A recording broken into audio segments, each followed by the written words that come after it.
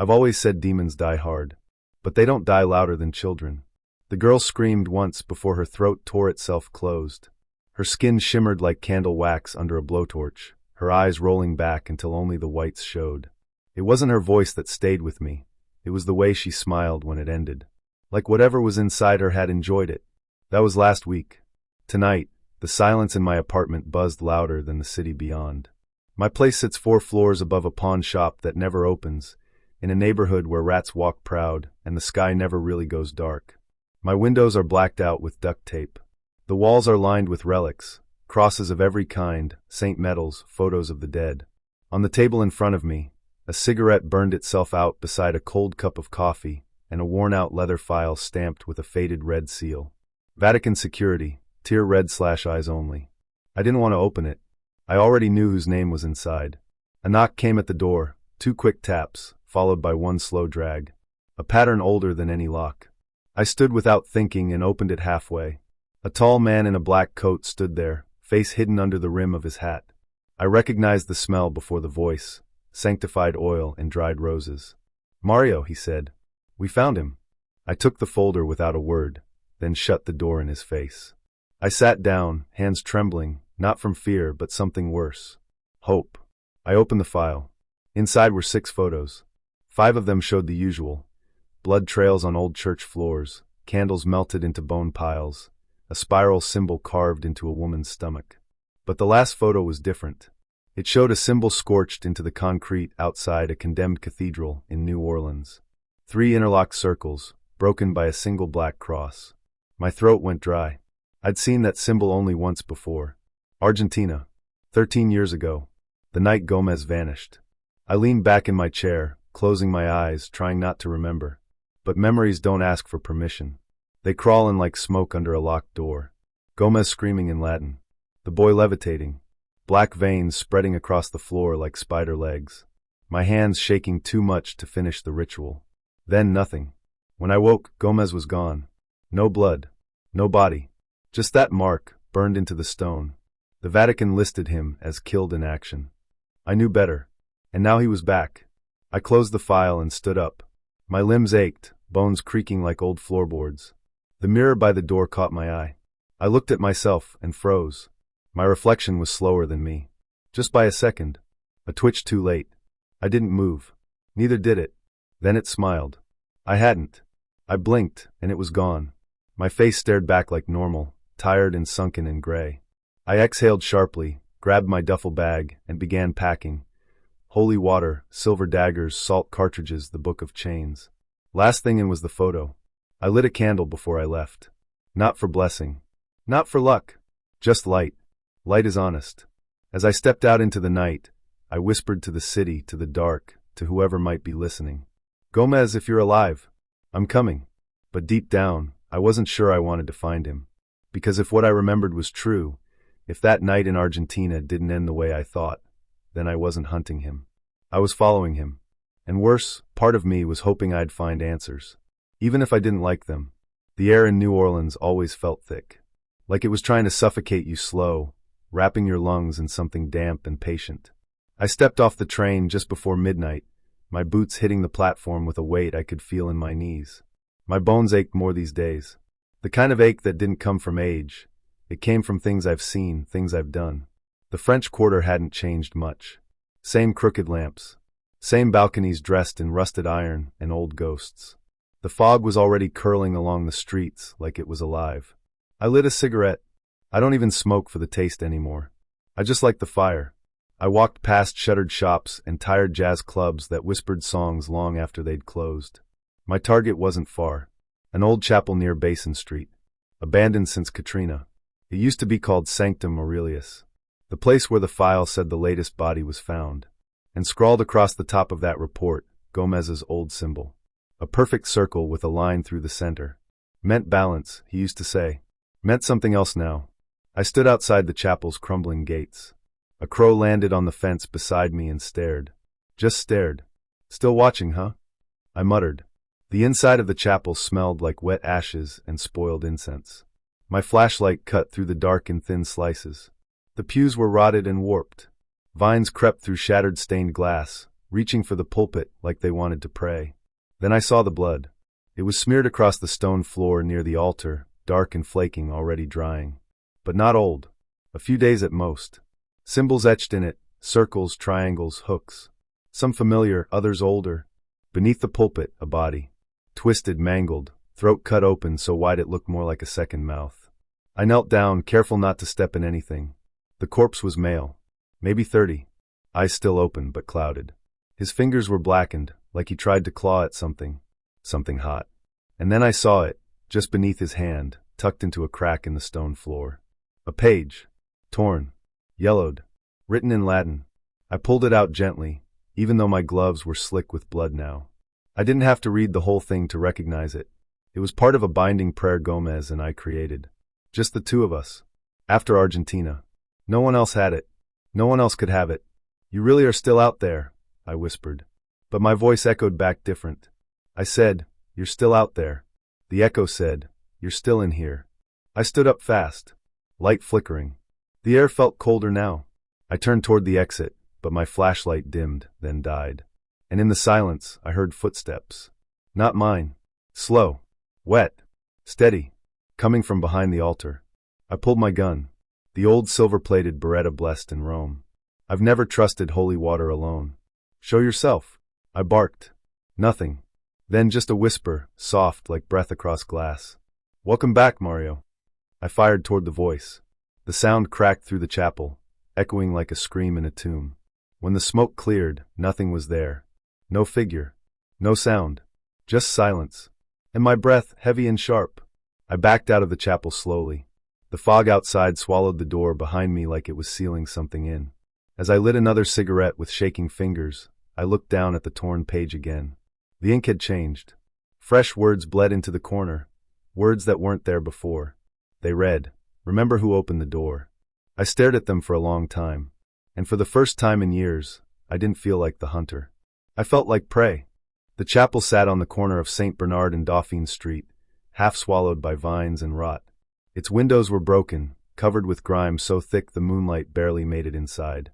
The city around it still moved, drunk laughter echoing from Bourbon Street, the buzz of jazz from the distant quarter, but this place was quiet. Too quiet, like the sound had been pulled out of the air. I hadn't been here in over 15 years. Back then, the candles burned. Back then, Sister Muriel still believed in God. Now, the door creaked open like it remembered me. I stepped inside, boots crunching against broken glass and wet leaves. The air smelled like mildew, old smoke, and something sweeter underneath, like burnt roses. She was already there, sitting in the pew farthest from the altar. A woman in her 70s, wrapped in a dark cloak, with gray hair tied in a tight braid. Her face looked like cracked porcelain, elegant, but worn by time and secrets. "You're late," she said, without turning around. "I didn't think you'd still be here. I told you I would stay until the candle stopped burning." I looked toward the altar. Sure enough, there it was. A single thick candle, resting in a rusted holder. But the flame wasn't moving. It flickered, yes, but it gave off no heat. No light touched the walls. It was like watching a memory burn. "That candle's wrong," I said. "No," she whispered. "That candle's honest. It shows only what you carry." I stared at it, expecting my shadow to dance behind me. Nothing. I moved my hand near the flame. No warmth. My skin stayed cold. "I see it's gotten worse," she said, still facing forward. I didn't answer. I didn't need to. She finally turned to look at me. Her eyes were pale green, but there was something in them that used to shine brighter. Now they just looked tired. Like mine. "You came about Gomez," she said. I nodded. "He's active again." She made a slow, careful sign of the cross. Her fingers shook. "Then the seal has broken." I frowned. "Seal? You were never meant to remember it, Mario." My stomach nodded. I'd heard enough riddles over the years to know when one mattered. "What are you talking about?" She stood, and her knees cracked as she walked toward the altar. She picked up the candle and turned it in her hands. "Back in Argentina, when you faced that child, you blacked out, didn't you?" I nodded. "And when you woke up, Gomez was gone." Another nod. She leaned in. "What if he wasn't the only one who left that room changed?" I took a step back. My hand instinctively brushed the handle of the silver blade strapped to my back. "I didn't feel anything enter me," I said. "Possession isn't always loud," she whispered. "Sometimes it's quiet. Patient. Sometimes, it convinces you that you're still yourself. A cold wind slipped through the chapel's broken windows. The candle flickered again. But for a split second, I saw something. A shape. Behind me. Standing in the dark. Tall, black-eyed. Its fingers looked like they belonged in a different world. And it was smiling. When I turned around, nothing was there. "Tell me what Gomez is doing," I said, voice tight. "He's gathering them," she said. "Willing vessels. People who believe demons are messengers, not monsters. He's preparing something." "Preparing what?" She looked up at the candle. "When the last light fades," she said, "he believes the world will become what it was always meant to be.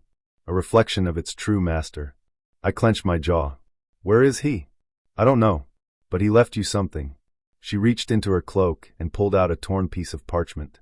Burned at the edges. Ink smeared. But I recognized the handwriting. It was Gomez's. I took the page. Latin, scrawled with frantic strokes. "He won't kill you, Mario. He wants you to remember." The flame on the candle flared, just for a moment. Bright enough to cast a shadow. Mine. But it was wrong. It wasn't mimicking me. It was waiting. Watching. Moving just a heartbeat before I did. I backed away from the altar. "This place isn't safe anymore." Muriel nodded. "None of them are." As I stepped outside into the humid New Orleans night, the silence behind me thickened. The candle stayed burning in that ruined church, flickering without warmth. And my shadow stretched just a little longer than it should have.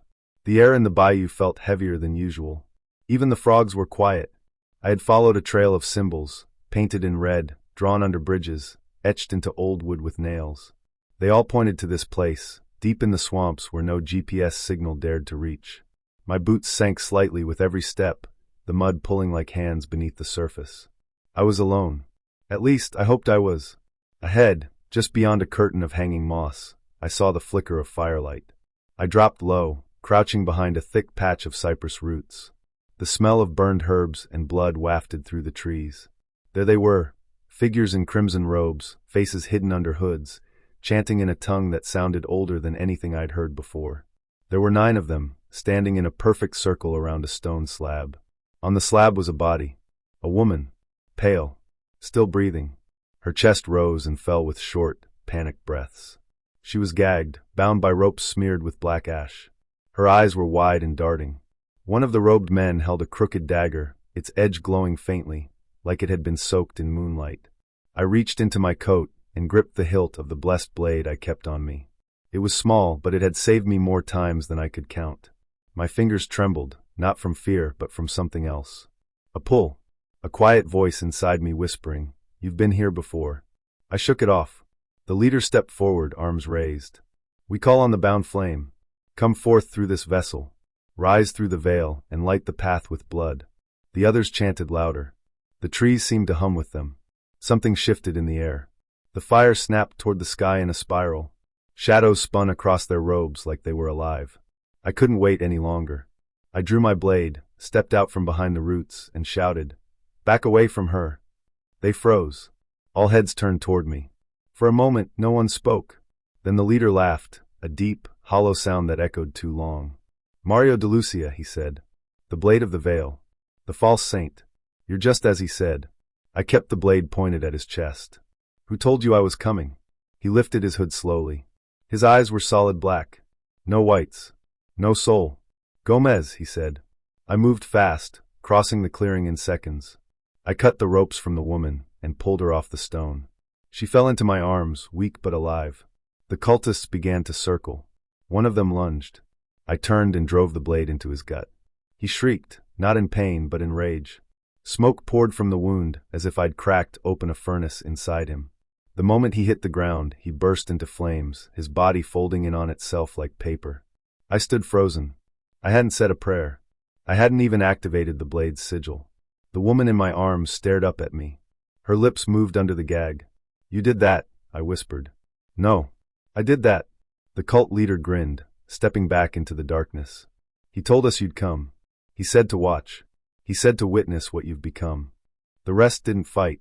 They simply backed away and vanished into the woods. I looked down at the ash-covered spot where the man had died. The flame was gone. So was the light in the air. I set the woman gently on the ground and cut the gag from her mouth. She looked up at me with wide, terrified eyes. Your face, she whispered. It changed when you touched him. I didn't answer. I didn't have an answer. I stood in the silence for a long time. The fire still burned behind me, but its warmth felt foreign now, like it belonged to someone else. In my chest, something moved. A slow ripple of warmth, like a second heartbeat. The demon. The one I was supposed to be hunting. Or maybe not. Maybe it wasn't hiding anymore. Maybe it was already inside. And maybe it had been there for years. The motel room door was locked. Twice. I remember turning both bolts myself. But when I walked in, the lamp was already on, casting a low yellow glow that made the stained walls look like old parchment. And there it was. A black cassette tape. Just sitting on the table, right next to the ashtray I hadn't used. My breath caught in my throat. I hadn't seen a tape recorder since the late 90s, and I sure as hell hadn't used one since Gomez disappeared. I picked it up. No dust. No fingerprints. There was no label. No handwriting. Just a red sticker on the edge, the kind you'd find in church archives. My hands trembled as I pulled the tape recorder from the drawer. Old habits die hard. I kept it in my bag, just in case I ever needed to replay old chants. Never thought I'd use it for this. I pressed play. There was static first. A low hum, like something breathing far away. Then, his voice. Hello, Mario. My heart dropped. That voice hadn't aged. Smooth. Patient. Calm, like a priest who already knew your sins and was waiting for you to confess. It's been a long time, my friend. Longer than you think. And I'm glad you came. I leaned back in the chair. My chest felt tight. The air in the room had thickened, like the walls were listening. You've been hunting me. But I wonder, have you been hunting the right man? Or the right thing? A pause. I remember Argentina. I remember the boy. I remember the smoke. But do you? I gritted my teeth. I did remember. The screaming. The blood pouring from the ceiling. The look in Gomez's eyes before he vanished into the black fog. You passed out. And when you woke up, they told you I was gone. That I'd been taken. But no one asked what you lost that night. The tape hissed. You've changed, Mario. You know it. The mirror doesn't lie. The light avoids you. You don't dream anymore, do you? You haven't in years. That's not sleep. That's silence. I stood up, pacing. My legs didn't want to listen, but I had to move. I had to stay ahead of his words. I left you a gift. In the drawer under the table. Don't worry, just a memory. I looked. Slowly. Opened the drawer. A photograph. It was me and Gomez, standing in front of a burnt-down chapel. Smiling. I remembered that day. We'd just banished a minor demon in Ohio. The town gave us pie. It was simple. It was good. But in the picture, I wasn't smiling. I was grinning, wide, unnatural. My eyes were black. And I swear to God, I don't remember taking that picture. You called me a traitor, Gomez said through the tape. But what if I was just the first to remember what we were becoming? The tape clicked. Silence. I stared at the recorder, hoping it would rewind itself, hoping it would say more. But it didn't. It had said enough. He was alive. He remembered. And worse, he was trying to remind me of something I wasn't ready to face. I sat there for a long time, watching the tape spin in the dead machine. And for the first time in years, I whispered aloud to no one. What the hell did I let in that night? The silence answered me, not with words, but with a smile. Somewhere in my mind. A slow, familiar smile. The drive to the archive felt longer than it should have. Maybe because I kept checking the rearview mirror every few minutes, half expecting to see something. Someone sitting in the back seat. I used to laugh at hunters who got paranoid. Now I understood why. The line between what's real and what isn't, it gets blurry when you've lived too long in the dark. The New Orleans branch of the Vale was hidden beneath a burned-out bookstore on Dauphine Street. The smell of mold and ash hit me as I pushed open the iron door at the back, using my old access ring to unlock it. A narrow stairwell led me underground. My boots echoed. I used to come here with Gomez after every mission, drop off footage, write reports, argue about theology. Now I came alone. The room was cold. Fluorescent lights buzzed overhead. Rows of file cabinets stood like coffins, each labeled with code names, dates, and locations. But I didn't need the cabinets. I needed the vault. In the far corner was a rusted steel box built into the wall, sealed with both a keypad and a relic lock, an old Vatican enchantment using holy water and silver. My fingerprint still worked. The relic lock hummed as it read the veins beneath my skin. Click. The vault door groaned open. Inside were backup drives, memory sticks, handwritten reports. Dust layered everything. No one had touched this stuff in years. I found the one labeled Argentina mission / 2009 / M. De Lucia and E. Gomez / priority, black. I stared at it for a long time before plugging it into the old terminal. My heart pounded like a war drum. Static filled the screen, then video. The first few minutes were normal, Gomez and I walking through the orphanage, the caretaker trembling as she described the boy's behavior. The boy, Mateo, had been found in the chapel basement surrounded by dead birds and whispering to the wall. I remembered that part. What I didn't remember was what came after. The screen flickered. Gomez's voice, initiating rite of containment, level 5. My voice followed. Sanctify the body, guard the soul. We entered the basement. Cold. Wet. Mateo was strapped to the cot, eyes wide, breathing shallow. Then things turned. The lights dimmed. The camera shook violently. A scream, inhuman, pierced through the speakers. And then it happened. I saw myself walk toward the boy. Not pray. Not bless. I touched his forehead. No words. Just silence. His eyes rolled back, and black smoke erupted from his mouth, straight into mine. I stumbled backward on instinct. The camera clattered to the floor, still recording, catching a sideways view of Gomez stepping back, eyes wide with horror. You called it, you fool, he whispered. The boy died seconds later. Heart stopped.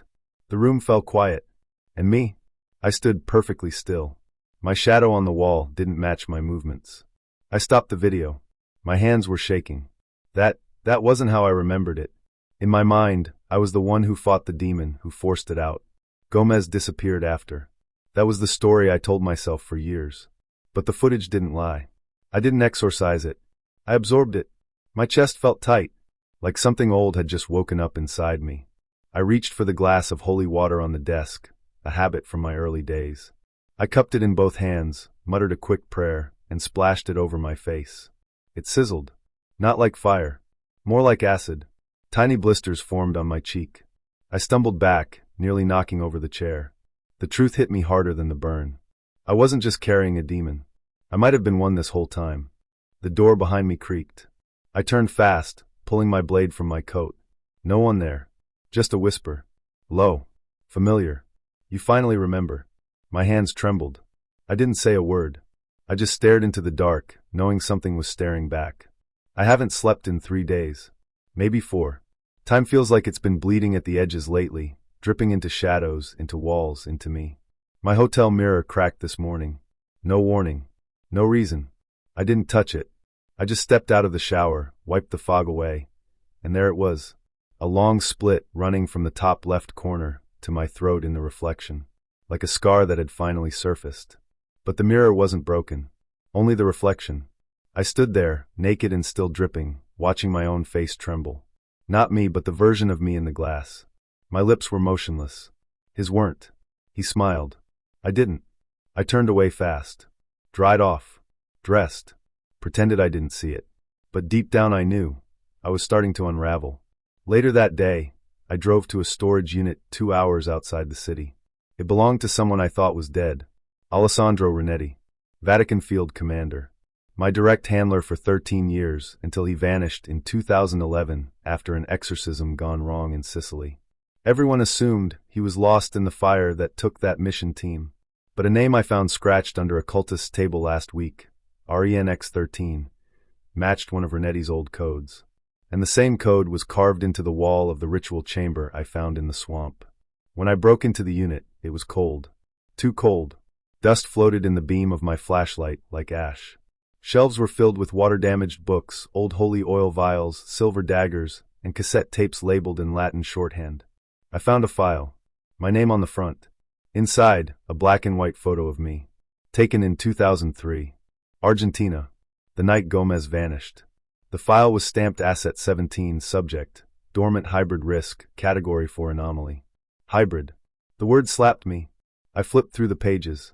Mission reports. Surveillance logs. Notes on my behavior, my health, my kill count. There was one note circled in red. Mario survived direct contact with level 5 entity. No exorcism recorded. No recall of event. Observe for residual influence. Do not alert subject. My vision blurred. I sat on the cold concrete floor, and let the file fall from my hands. They knew. They always knew. Every Vatican mission since then. Every assignment. Every deployment. I wasn't the hunter. I was the lab rat.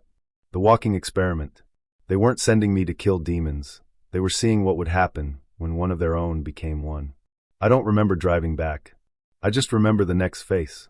Thomas Becket, the young Vatican agent who gave me the Gomez file when this all started.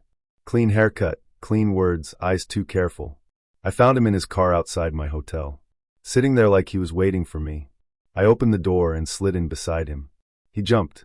Jesus, Mario, you scared me. You were watching me. I didn't ask. I said it. He swallowed. I was ordered to. Renetti's file was locked, deep, and sealed. You knew what I was. You gave me Gomez not to find him, but to draw him out. Right. Silence. Am I right, Becket? He stared at the steering wheel. You're not fully corrupted, Mario. That's why you're still alive. But we had to know what side you were still on. Whether you'd go back to him. I laughed. Short. Bitter. You think I'm a magnet? A beacon? That he'll come to me? Becket finally looked at me. No, Mario. We think you already came back. You just don't know it yet. I stared at him. Hard. His heartbeat was so loud I could feel it in my teeth. And for a moment, I wanted to rip it out, but I didn't. Instead, I opened the door and stepped out. I leaned down and said, "Tell your people I'm not their weapon, or their experiment. If they follow me again, I'll cut the leash." He didn't move. I slammed the door and walked back toward the hotel. I could feel the demon in me twitching, hungry, curious, whispering things I didn't understand. Words that tasted like burnt incense and iron. The mirror in my room was gone when I returned. Just a clean wall where it had once been. And on the pillow in dark red ink, or maybe blood, was a message. You were never hunting us. You were looking for your reflection. I didn't scream. I didn't run. I just sat on the bed. Sat there for hours, watching the blank wall, waiting to see if it would breathe. It did. Only once. But it was enough. I drove all night through the back roads of Louisiana. The sky above me was empty. No stars, no moon, just a black sheet that pressed down on the world.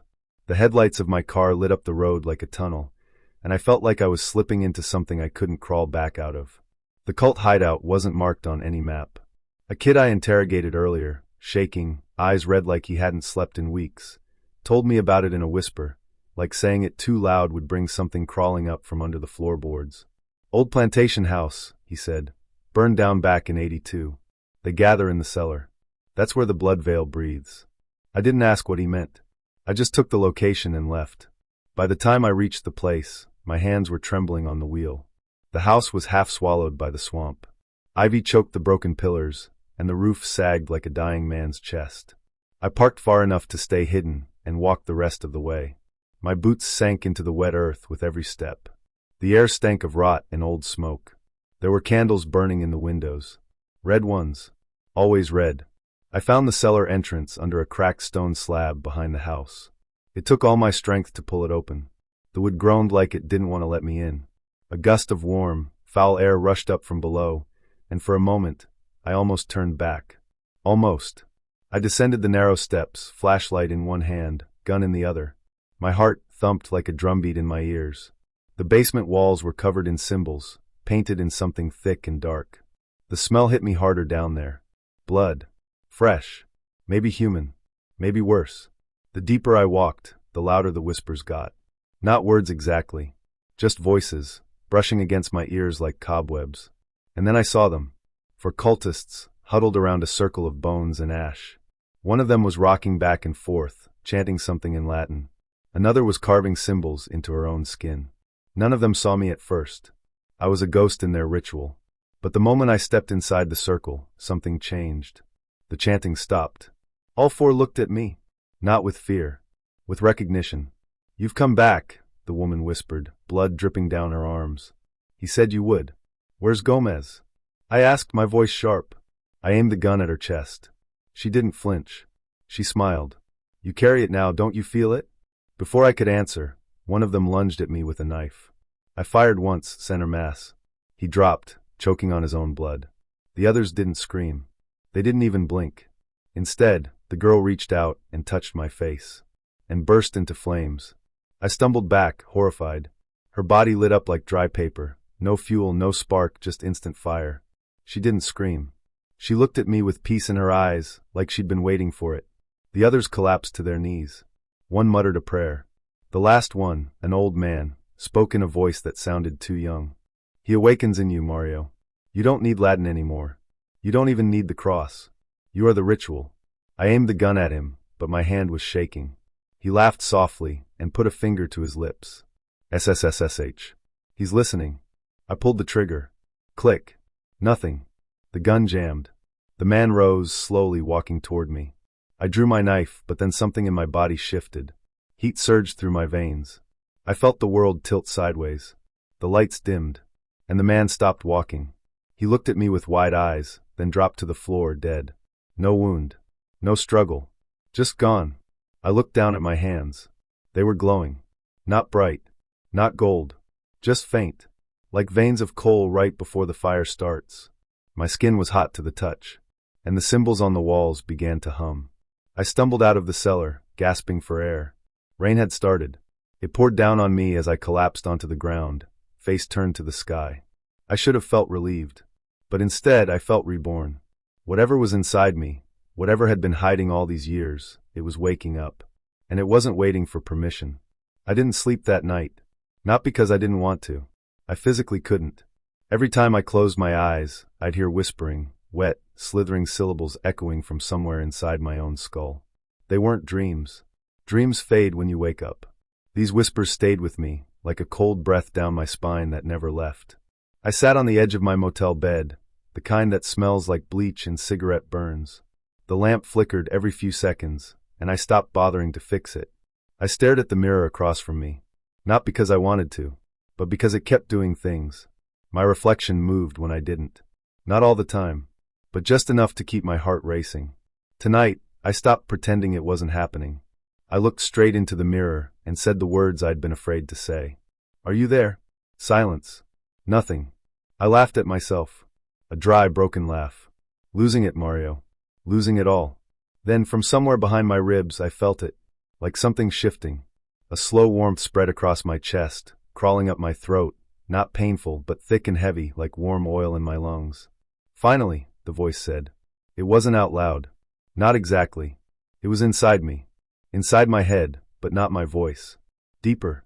Echoing. Ancient. You knew I'd speak. You just weren't ready to listen. I stood up, backing away from the mirror. My hands trembled.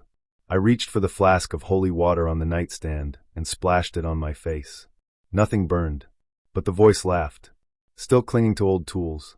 Water won't save you, Hunter. Who are you? I asked, teeth clenched. I've been with you since Argentina. You remember the boy, don't you? The one who screamed backwards? The one you tried to save? My jaw locked. That boy's face had haunted me for years. He was 12. Pale. Possessed. Gomez and I had tried to perform the exorcism alone. It went wrong. Gomez disappeared that night. I thought we stopped it. That I won, I whispered. You invited me in, the voice said gently. Too gently. You begged for power. You bled on sacred ground. You chanted words you didn't understand. I didn't force myself in. You opened the door. No. Yes, the voice hissed.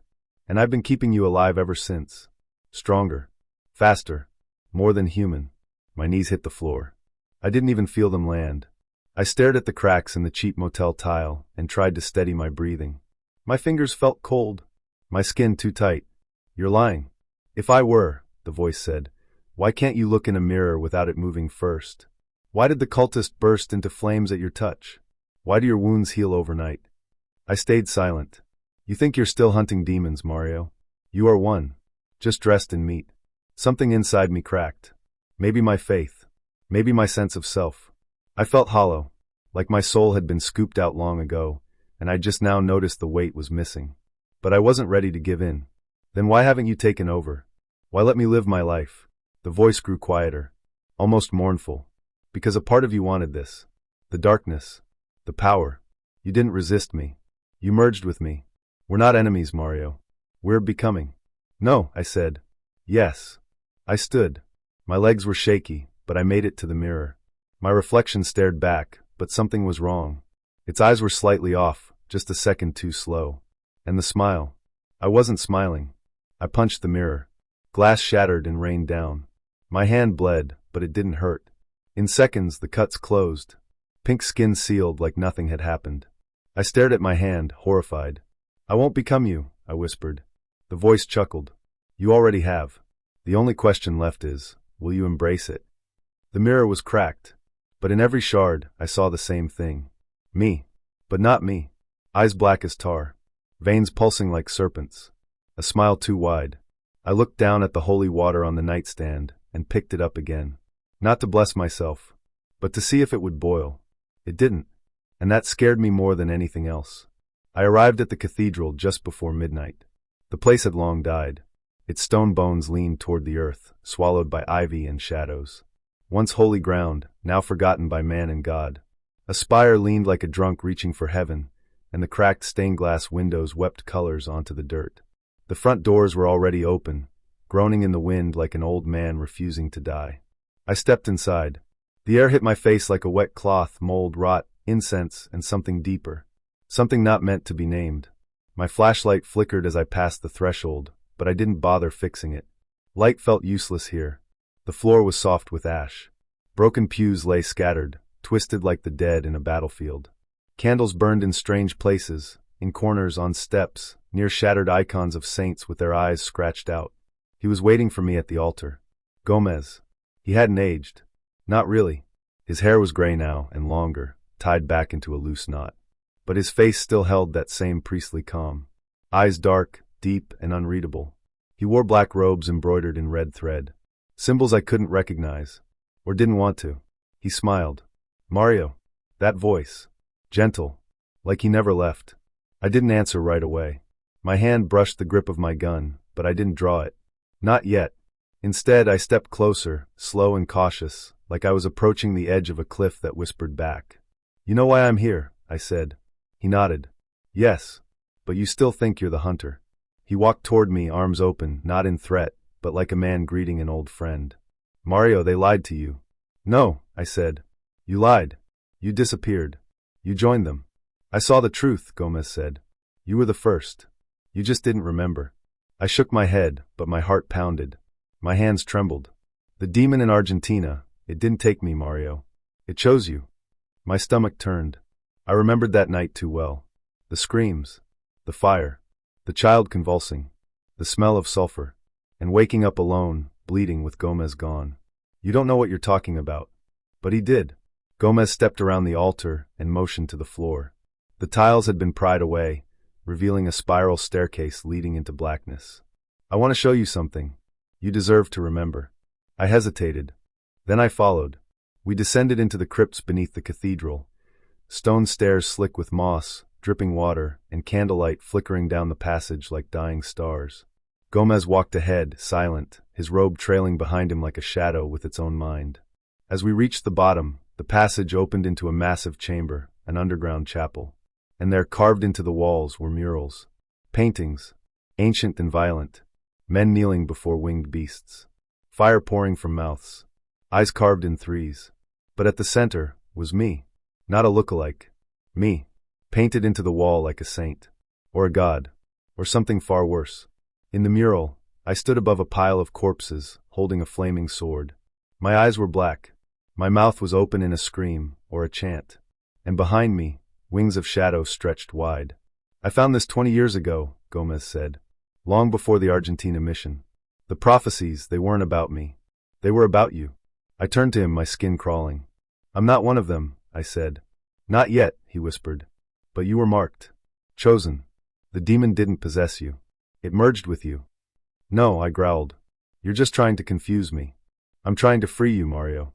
Gomez's voice rose, trembling with passion. Don't you see? The church trained us to kill them. But what if some of us were meant to be them? Half human, half divine, half hell. That's why you never died. That's why you can do things the others can't. I felt it then. That heat inside my chest. That itch beneath the skin. The one I'd been ignoring for years.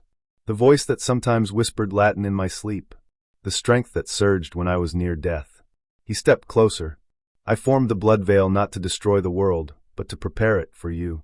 To awaken you. We could lead them, Mario. We could shape the new order. My hand went to my sidearm. But instead of drawing it, I froze. Because he wasn't lying. Somewhere deep down I knew it. And the thing inside me stirred. I looked at the mural again. And for a moment, I didn't feel fear. I felt power. Gomez extended his hand. Let go of the guilt. Embrace what you are.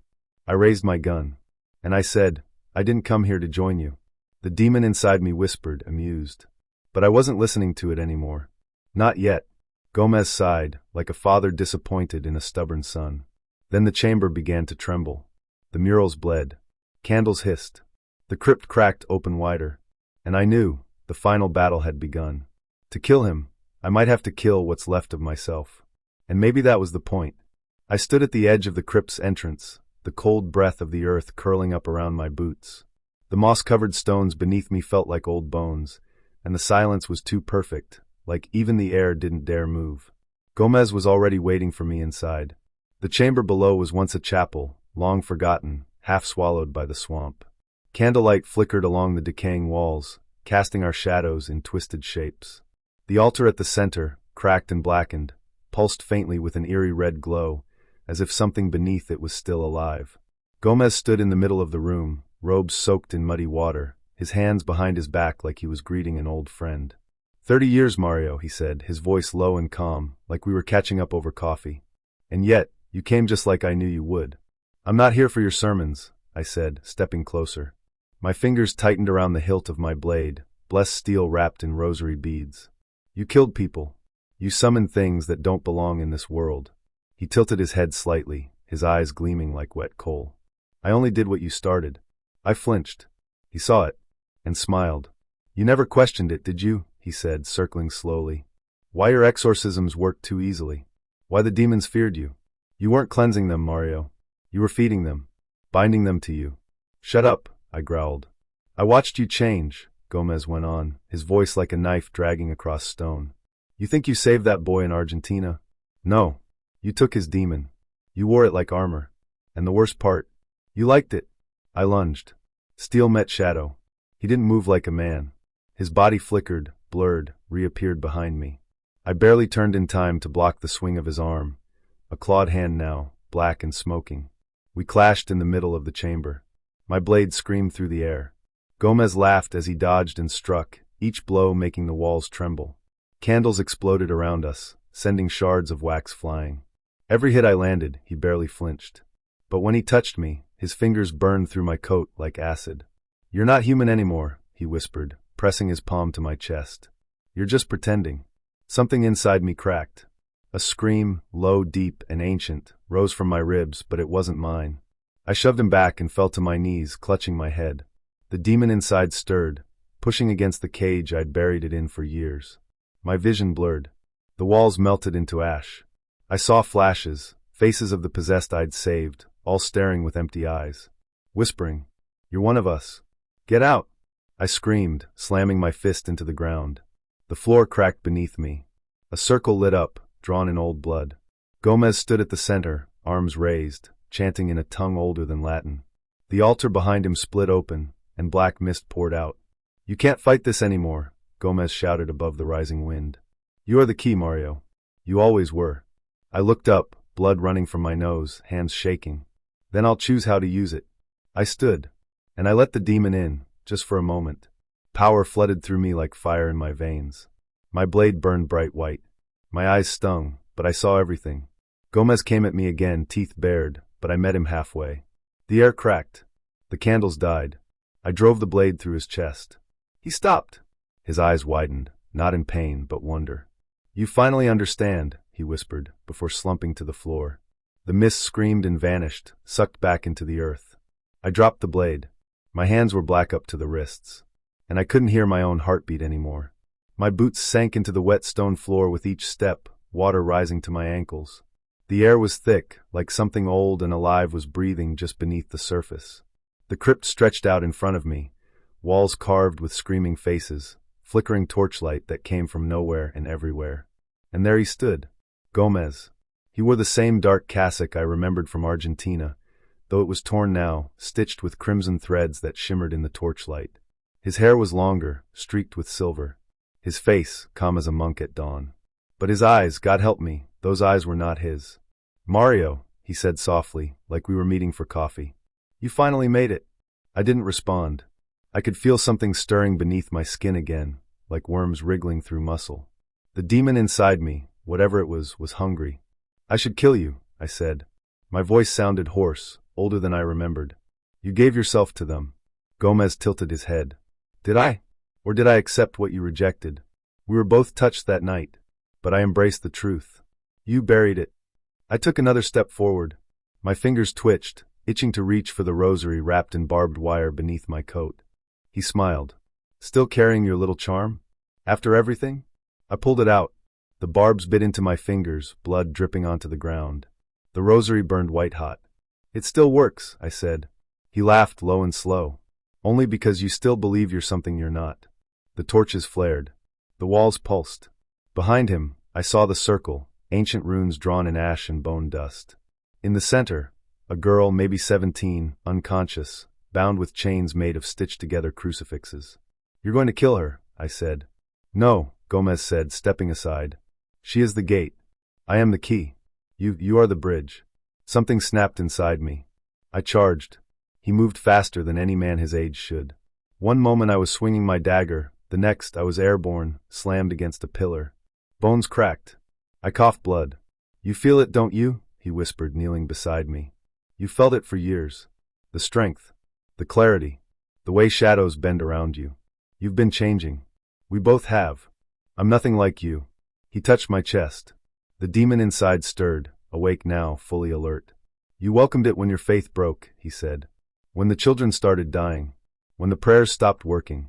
You asked for power. And something answered. I shut my eyes. The faces came. All of them. The girl in Chicago. The twins in Madrid. The priest in Cairo. Screaming. Burning. I screamed back. Not out loud inside. Deep, primal. And then it stopped. Silence. I opened my eyes. I was standing. Gomez was on the ground, a slash running down his chest. My hand held the dagger, dripping black blood. He smiled again. You see? He pushed the dagger into his own chest, deeper, until the hilt vanished. The runes lit up.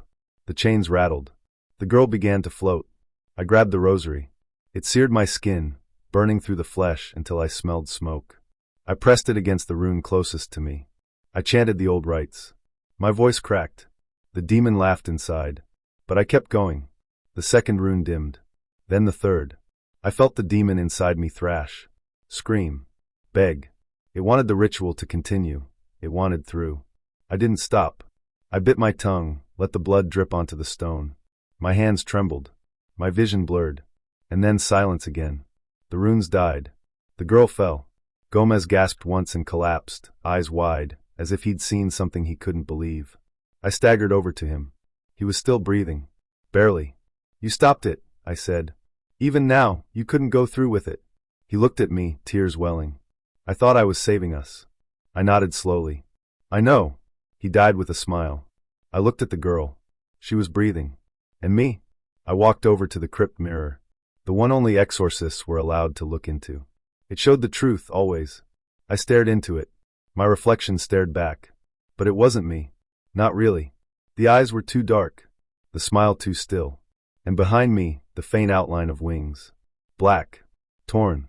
Dripping with ash. I touched the glass. It didn't feel cold. It felt like skin. I left the crypt just before dawn. The sun never fully rose in New Orleans that day. I lit a cigarette with my burned fingers. Took one deep drag. I hunted demons for 30 years. Turns out, one's been hunting with me the whole time. And maybe, just maybe, that's the only reason I'm still alive.